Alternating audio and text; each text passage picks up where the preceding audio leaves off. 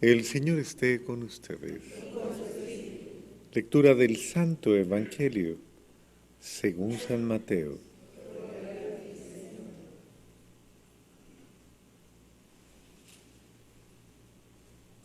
En cierta ocasión los discípulos se acercaron a Jesús y le preguntaron: ¿quién es el más grande en el reino de los cielos? Jesús llamó a un niño y lo puso en medio de ellos y les dijo: yo les aseguro a ustedes que si no cambian y no se hacen como los niños, no entrarán en el reino de los cielos. Así pues, quien se haga pequeño como este niño, ese es el más grande en el reino de los cielos. Y el que reciba a un niño como este en mi nombre, me recibe a mí. Cuidado con despreciar a uno de estos pequeños, pues yo les digo que sus ángeles en el cielo ven continuamente el rostro de mi Padre que está en el cielo. ¿Qué les parece? Si un hombre tiene 100 ovejas y se le pierde una, ¿acaso no deja las 99 y en los montes y se va a buscar a la que se perdió? Y si llega a encontrarla, les aseguro que se alegrará más por ella que por las 99 que no se le perdieron. De igual modo, el Padre Celestial no quiere que se pierda ni uno solo de estos pequeños. Palabra del Señor.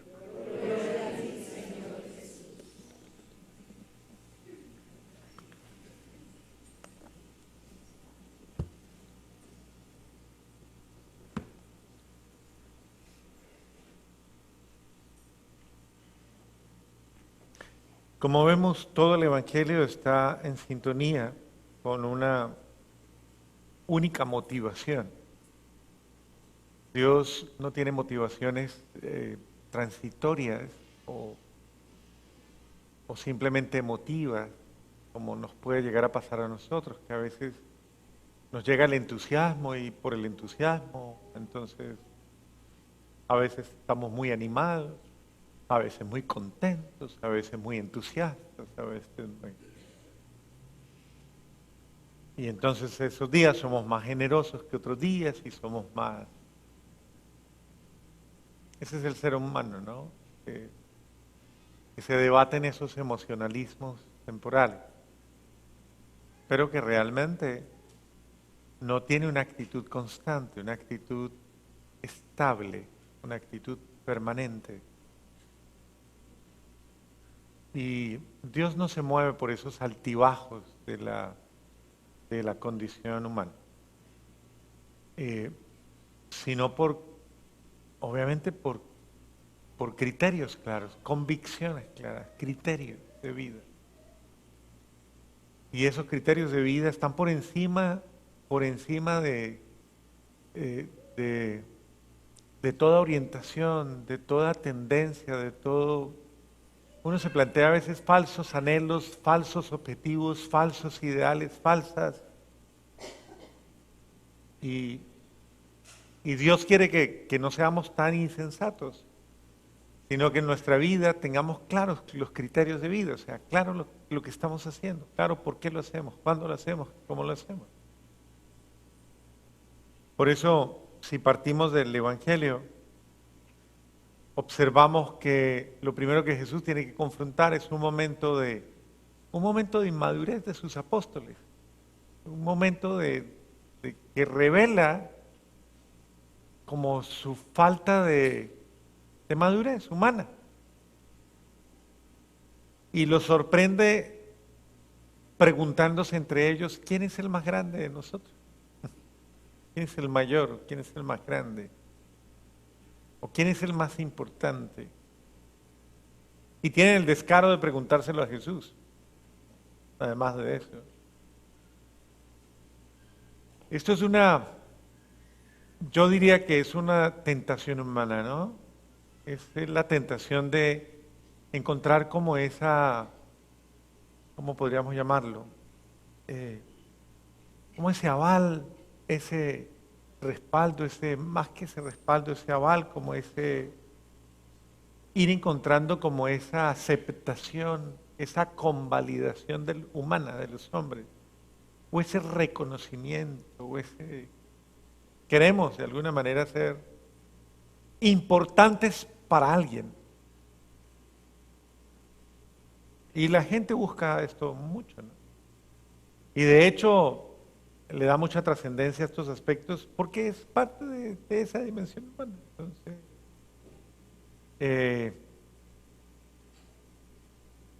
pero eso está en el plano de los afectos. Y, y obviamente de muchas veces también de esas motivaciones humanas. Entonces queremos ser reconocidos, queremos ser tenidos en cuenta, queremos ser importantes.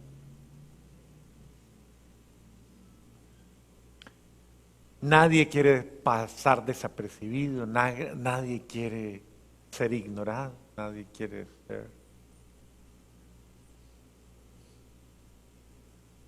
Sino que cada quien quiere tener un lugar especial. Y de pronto la gente yo soy especial ¿no? Son los referentes. Entonces, y esas conveniencias lastimosamente van creando unas subdivisiones en la sociedad y en las relaciones y en las interacciones que a veces son muy injustas y son muy feas. Porque el que o se siente más que alguien o lo sienten más que, entonces se va llenando de privilegios y de conveniencias y se va creando toda una formalidad terrible. Entonces Jesús, ante esas ambiciones humanas que desbordan, las ambiciones humanas son muy delicadas y desbordan. Y ante ellas, Jesús trae un niño y lo pone en el medio. Y les dice, si no se hacen como estos pequeños, ustedes no van a entrar en el reino de Dios. O sea, ellos estaban preguntando, ¿quién es el más grande? Y Jesús les trae tal vez en una cultura como la judía, el menos provisto de relevancia, de importancia, un pequeñito. No es la figura más influyente, no es la figura más... no. Lo ponen en el medio y dice, si no se hacen como uno de estos, es más aún. No es que ni siquiera vayan a ser el más grande, es que ni siquiera van a poder entrar en lo que yo les ofrezco. Y Jesús pone criterios claros frente precisamente a las ambiciones humanas. El que aspire a estar conmigo, acuérdese, ¿no? Y esto va en otros evangelios, ¿no? El que quiera ser el primero que sea, y el que quiera ser el más grande que sea él. Pero aquí no solamente pone a un pequeño, sino que de alguna manera resalta la actitud de ser pequeños. El que no se hace como un niño. El que no se hace, es decir, el que no toma la actitud humilde, la actitud de pequeñez. Por eso, obviamente, María es la más grande.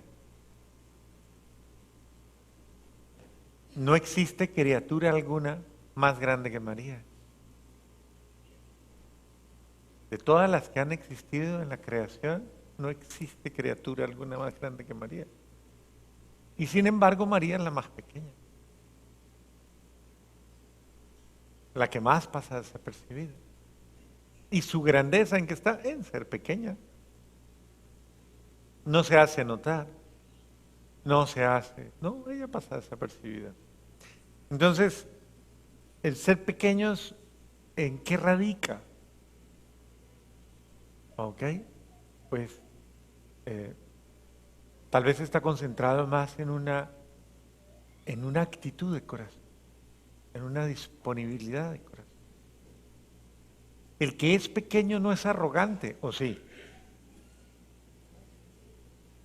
No es arrogante, no es imponente, no es pretencioso, no es... Más aún, uno podría atreverse a decir que los niños bendito sea Dios, están libres de todas esas bobadas de los viejos. Perdón por la palabra viejos, ¿no? No sé. Nadie se vaya a sentir aludido. Cuando hablo de viejos no hablo de edad, estoy hablando de gente no vieja por la edad, sino vieja por lo complicada. O sea, eso. Pero los niños son descomplicados, los niños son ligeros, los niños son descomplicados. Entonces esos niños son simples, simples, simples y sencillos. La simplicidad del ser humano. Un ser humano simple, como la Virgen María, un ser humano, es un ser humano que no le pone misterio a las cosas, no le pone malicia a las cosas, no le pone mala intención, no le pone mal corazón, no le pone mal sentimiento, no le pone mal espíritu, no le pone nada, porque es simple, sencillo, transparente, diáfano, tranquilo, sincero, libre. Señor, como el santo de hoy. Entonces es tener esa actitud de descomplicación. De alguna manera Jesús dice, vea, el que quiera ser el más grande, tiene que ser el menos complicado de todos. El más sencillo y el más simple, el menos complicado de todos. Porque la gran diferencia entre los niños y los adultos es que los niños son simples, descomplicados. Y eso es fácil. Pregúntele al de al lado, ¿usted me ve a mí complicado? Pregúntele, dígale, ¿usted me ve a mí complicado, complicada? Y verá qué cara le hace. ¿Usted cree que yo soy simple? Pregúntele a ver qué cara le hace. Yo soy facilito, ¿sí o no?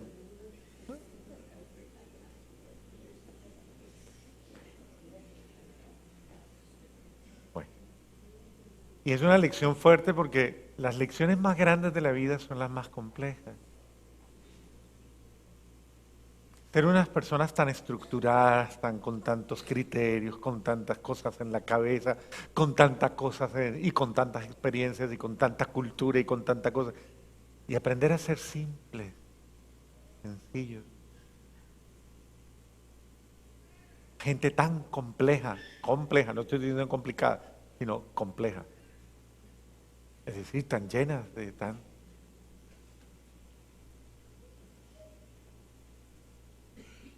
Ser simples. Yo le quiero hacer una pregunta. ¿Su vida es complicada o usted complica las cosas?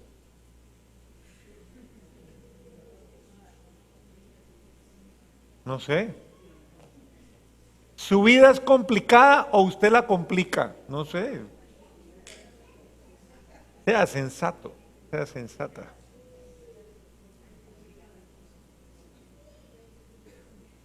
Bueno,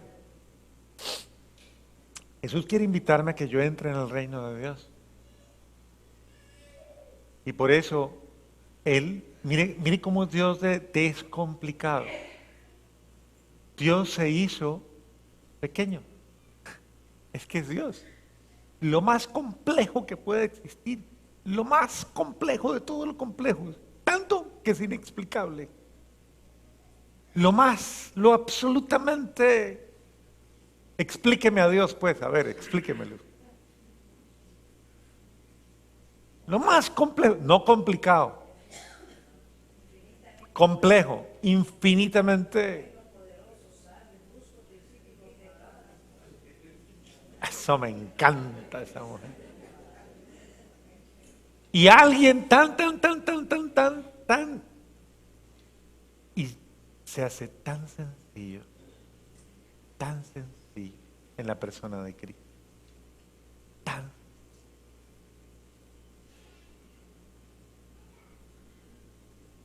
Si ustedes no hacen como yo hago, es lo que está diciendo Jesús, Dios siendo Dios, se hace pequeño, se hace criatura.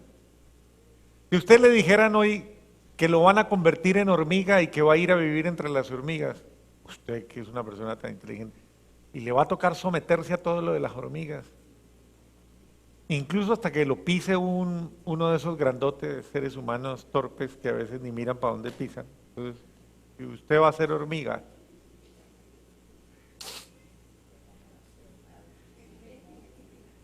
no, pues es que mire lo que le estoy diciendo, o sea, y Dios es mucho, proporcionalmente, al menos uno mira la proporción entre una hormiga y uno puede cuantificarle, decir tanto de porcentaje de diferencia, pero haga un porcentaje entre la grandeza de Dios y la pequeñez de un ser humano, hágalo.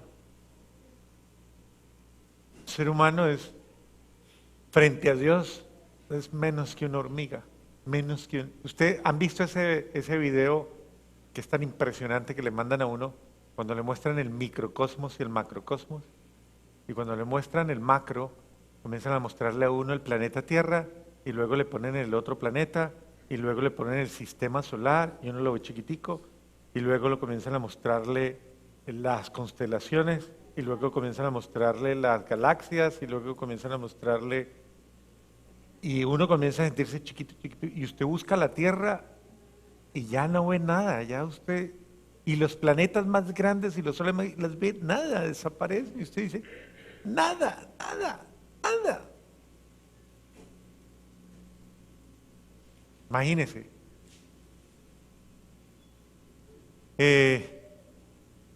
Y uno después de que ve eso, y uno dice, yo complicándome la vida, Dios mío.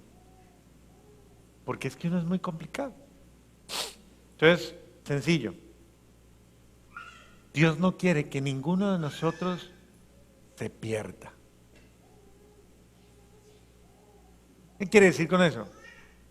Él no quiere que a ninguno se le enrede la vida, por eso se hizo pequeño, por eso se entremezcló entre nosotros, por eso compartió la vida. ¿Qué se hizo pequeño? ¿Por qué? Porque se quiso hacer accesible. Una persona entre más pequeña es, más asequible es.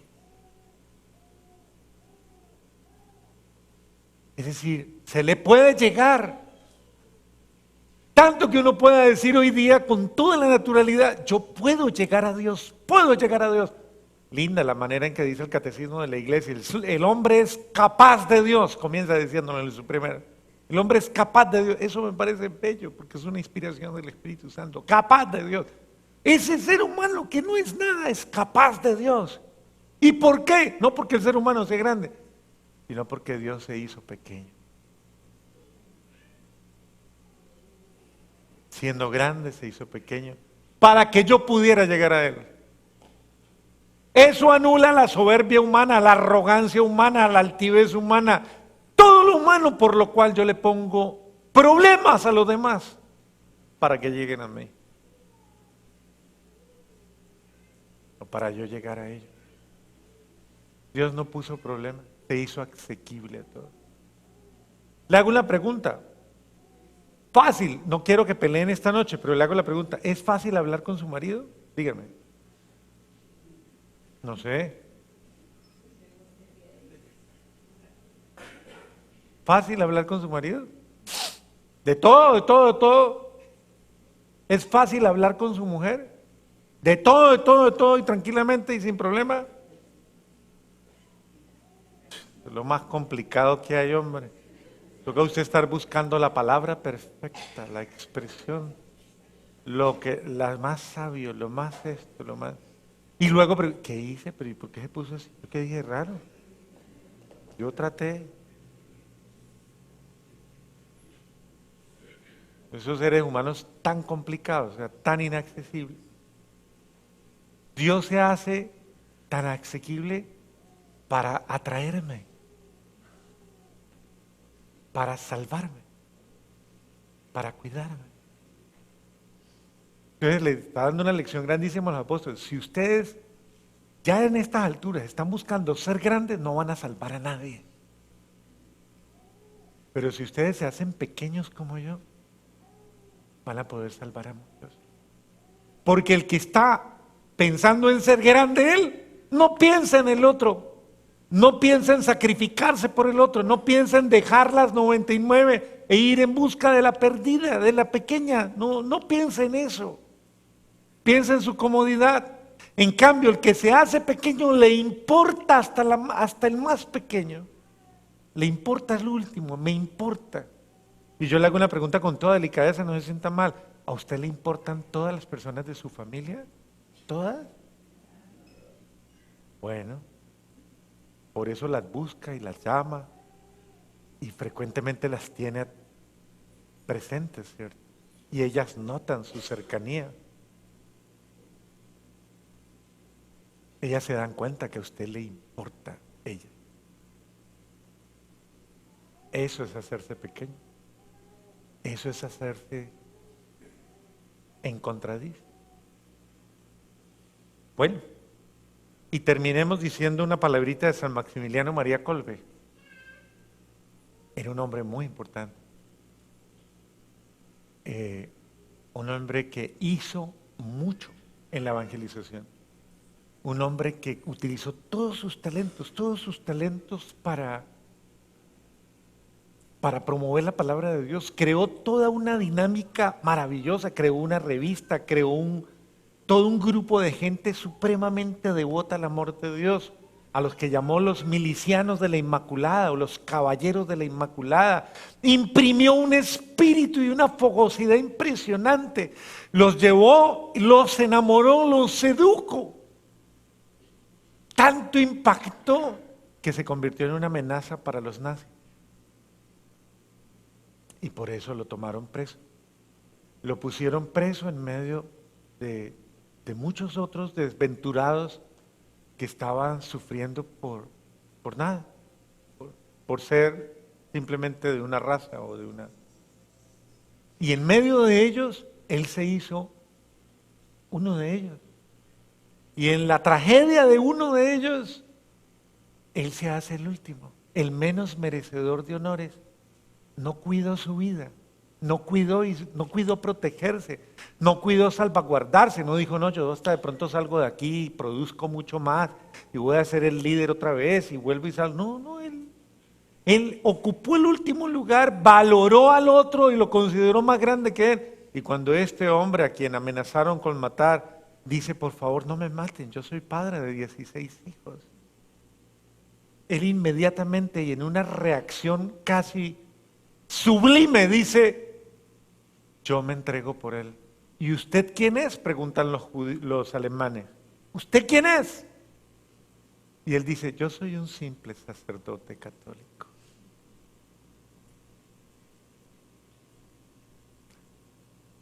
Y lo dice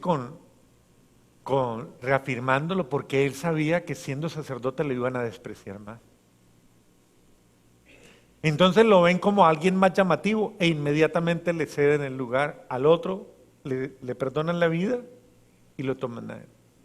Lo condenan a él, se va al búnker de la muerte y pasa 40 días ahí en el búnker de la muerte con otros desafortunados a los que habían condenado a la muerte.